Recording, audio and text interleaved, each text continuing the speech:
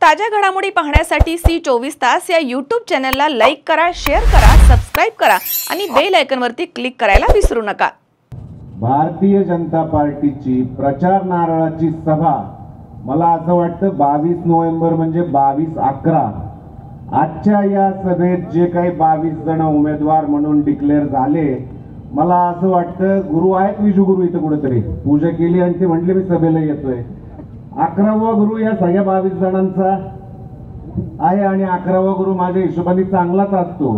त्यामुळे पालिकेचं कोण येणार आहे कोण नाही येणार आहे हे आजच्या या प्रचार सभेच्या निमित्ताने आपल्याला लक्षात येतंय। असं हे होताना मागाशी पकाबोरने सांगितलं विस्तृत मांडला दादा तुमच्या भाषणात। मी बसल्या बसल्या विचार करत होतो, म्हणलं आता काय काय कामं मांडावी, पटकन जरा कागदावर उतरून घेऊन येतं पुढं आलं की जरा अजूनही दडपण येतं, फार काही भाषणांची सवय नाही। पण मग हे होताना जरा कागदावर रंगवायला गेलो, लक्षात आलं 2-2.5 तास कमीत कमी लागतील। विस्तृत मांडू का? नंतर विचार केला 2-2.5 तास जर सगळ्यांना असं ठेवलं बसून आणि मी जर बडबड करत राहिलो, मी आता 22-0चा नारा द्यायचो आणि 2-3 तास असे जर सगळ्यांना बसवलं तर कदाचित माझेच हाल व्हायचे। त्यामुळे थोडं आवरतं गेल, काळजी करू नका। परंतु अगदी 1 नंबर प्रभागापासून जर सुरुवात करायची झाली तर आमच्या पालिकेचे बरेच सहकारी अगदी येवलेंपासून ते अगदी शरद ओलेंपर्यंतचे 9 वर्षापूर्वीचा कोल्हार रस्ता आठवतोय का? आहे का इथं कोणी? रंगभाऊ आहेत का? शरदराव असतील ओले। 9 वर्षापूर्वीचा रस्ता चांगला आठवत असेल आणि कारण दिलं जायचं नाही ते पालिकेच्या हद्दीत असलं तरी तो जिल्हा परिषदचा हे होत नाही। त्याच्याच उपर झालं तर दवणगाव रस्ता अजिजभाई बरोबर आहे, माझ्या मते तोही झालेला नव्हता। ते पुलाचं पण आपण चालू केलंय काम, पण अजून कंप्लीट नाही झालेलं। परंतु 1 नंबर मध्ये ही महत्वाची कामं त्या अर्थाने म्हणता येतील।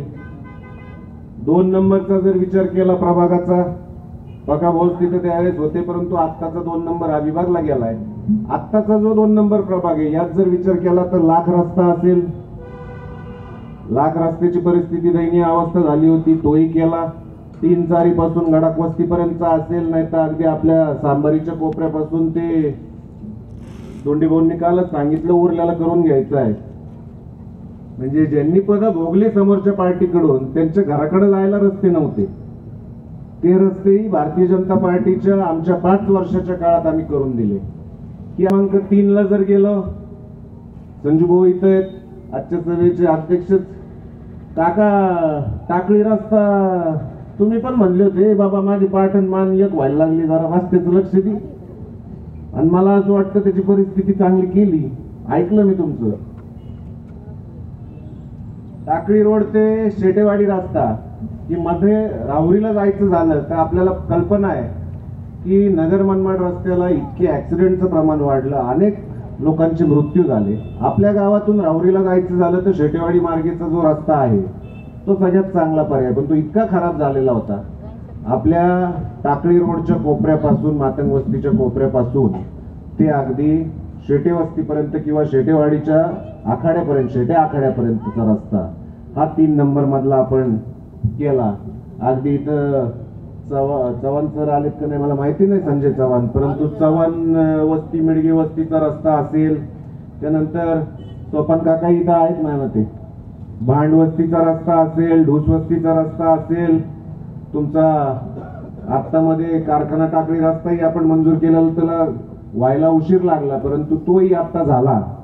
प्रभाग 4 मध्ये सांगायचं झालं तर मातंग वस्तीतले रस्ते असतील, अगदी विजूगुरु इथं होते त्यांच्या घराकडे जाणारा रस्ता असेल, किंवा आमचे पत्रकार मित्र असतील उंडे सर या ठिकाणी, तर त्यांच्याकडे आपल्या त्र्यंबकराज मंदिराच्या इथून असलेल्या समोरच्या गल्ली बोळांमध्ये जाणारे रस्ते असतील, ते तर पाणी योजनेच्या लाईन्स, ड्रेनेजच्या लाईन्स याच्यासह 7 वर्षापूर्वी कंप्लीट केले। प्रभाग क्रमांक 5 मध्ये बोलायचं झालं तर आपला मधला कारखाना रोड आहे तो केला, त्याच्याच बरोबर पाण्याची टाकी जी आपली तिथून बिरोबावाडी मार्गे श्रीरामपूर रोड तोही त्याच वेळेस झालेला आहे. त्याच्याच बरोबर प्रभाग क्रमांक आत्ताचा 6 जर सांगायचा तर मला चांगलं आठवतं की तिथल्या रस्त्याच्या अडचणी संदर्भात ज्यावेळी बैठक लावली, आमचे नारायणराव गडू असतील उपस्थित माझ्या मते, तुमच्या नावाचीच बदनामी व्हायची. पण सगळ्यात पहिले मी अभिमानाने सांगतो की त्यांनी सांगितलं, दादा तुम्ही निर्णय घ्या, तुम्हाला जिकडून घ्यायचं तिकडून घ्या, माझी रस्त्याला काहीच हरकत नाही. असा इतिहास त्या रस्त्याचा सांगितला जायचा की त्याला बैठक बोलवली की त्याला कोयतीन कुरडी यायचे. नशिबाने माझ्या वेळेस काय असं आलं नाही आणि तो रस्ता 8 फूट होऊ देत नव्हते. तो आता 14 टायर गाडी कांद्याची भरून त्या रोडनी निघती, एवढा रुंद रस्ता खडीकरण डांबरीकरण झाला. अगदी 6 नंबर मधलं सांगायचं तर देवगिरी वस्तीपासून सुरुवात झाल्यावर वृंदावन कॉलनीचे अगदी फॅक्टरीचे रस्ते असतील, तुमच्या चेअरमन वरखडे वस्तीचा रस्ता दोन्हीकडचा, पाटाच्या पलीकडचा असेल वाणीमळ्यातला, नाही तर अलीकडचा पाटाच्या कडेचा आपला अगदी कदम वस्तीच्या किंवा गोवाच्या कोपऱ्यावरचा असेल, तोही माझ्या मते आमच्या काळात झाला. प्रभाग क्रमांक 7 ला जर सांगायचं झालं तर पक्का भाऊंनी आमच्या सचिनचा उल्लेख केला. सचिनला उमेदवारी द्यायची, पक्का भाऊंनी जायचंच नाही मला फॅक्टरीवरती हे अगदी ठासून सांगितलं होतं. परंतु पार्टीने ज्यावेळेस काही गोष्टी सर्वे केल्या, तिथले सगळ्यांची मतं जाणून घेतली, त्यावेळेस कदाचित असं वाटलं की सचिन तर आपलाच आहे, परंतु प्रकाश संसारीची तिथे गरज आहे. त्यामुळं सचिननी अनेक कामं त्या भागात केली. अगदी त्या प्रसाद नगरच्या भागात आपण पूर्वी जर कोणी गेला असेल आणि आत्ता जर गेला तर मी ज्यावेळेस 2-2.5 वर्षानंतर गेलो, मलाही फरक जाणवला की एकूण एक रस्ता काँक्रिटीकरण आणि त्या साईडच्या नाल्या बिल्या आणि स्वच्छता ही सगळी कामं त्या प्रभागामध्ये झालेली आहेत. त्याच्याच बरोबर डीपॉलचा रस्ता असेल, डीपॉल शाळेजवळचा, तोही त्या भागातला केलेला आहे. त्याच्याच पलीकडे गेलं तर माझ्यामध्ये साईराम नगर, आपल्या हायवे पासून ते साईराम नगरकडे जाणारा रस्ता असेल, तोही त्या भागात झाला. प्रभाग क्रमांक 8 मध्ये जर आपण आलं तर आदिनाथ वसाहतचं कुणी आला असेल तर मला माहित नाही, परंतु तो रस्ता फक्त मागे राहिला का तर त्याला 2.5 फुटांनी खाली जाणं गरजेचं होतं. परंतु बाकी मुळा कॉलनी असेल, तिथेही साईनगर आहे ते असेल, गुरुकुल वसाहत असेल, आप्पा गुरुकुल वसाहतचे रस्ते केले आम्ही असं मला वाटतं. म्हणजे पत्रकार आहात तुम्ही, त्यामुळे तुम्हीच जर अनुमोदन दिले या गोष्टीला तर सर्वत्र मान्यता मिळेल. प्रभाग क्रमांक 9 मध्ये असेल तर त्या ठिकाणी अंबिका नगरचे रामभाऊ आलेत का वरकडे? दिसनात अजून कुठं मागा असतील बहुधा. परंतु अंबिका नगरच्या रस्त्यांची अशी अडचण होती की तिथले काही गट नंबर आणि याच्यातले बदल, त्यामुळे ते रस्ते करता येत नव्हते. पण तिथलेही अंतर्गत रस्ते, संतोष आर्दे वगैरे कंपनी असतील इथं ते सांगू शकतील, बरोबर आहे ना, अंतर्गत रस्ते तिथलेही झाले. अगदी तागड मेजरच्या तिकडे जाणारा तो रस्ता असेल किंवा अलीकडचे ते 4 गल्ल्या असतील, तेही आपण मार्गी लावण्याचं काम केलं.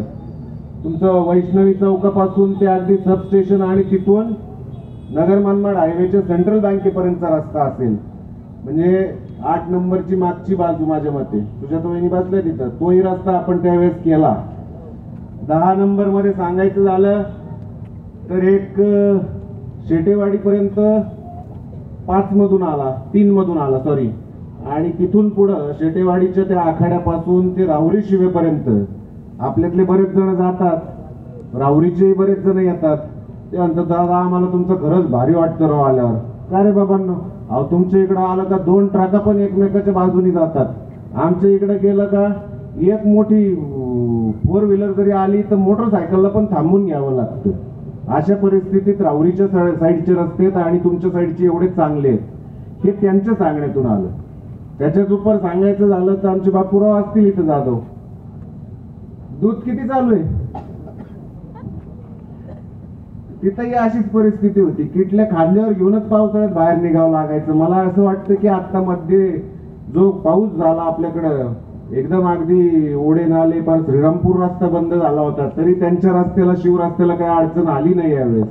त्यामुळं मला असं वाटतं तिथं हक्कानी मतं मी मागू शकतो. आता मागच्या वेळेला एक शब्द दिला होता, आदरणीय जगदीश काका इथं बसले, जगदीश काकांची तुमची भेट झाली होती, त्यांनी सांगितलं होतं की बापूराव आपण तो रस्ता करून घेऊ. आणि मला असं वाटतं त्यांच्या शब्दाचा मान राखून मी तो रस्ता करून दिलाय. असं हे तर झालं रस्त्याचं. याच्यातच काय वेळ घालवण्यापेक्षा अशा अनेक गोष्टी सांगता येतील, त्याचे किस्सेही सांगता येतील.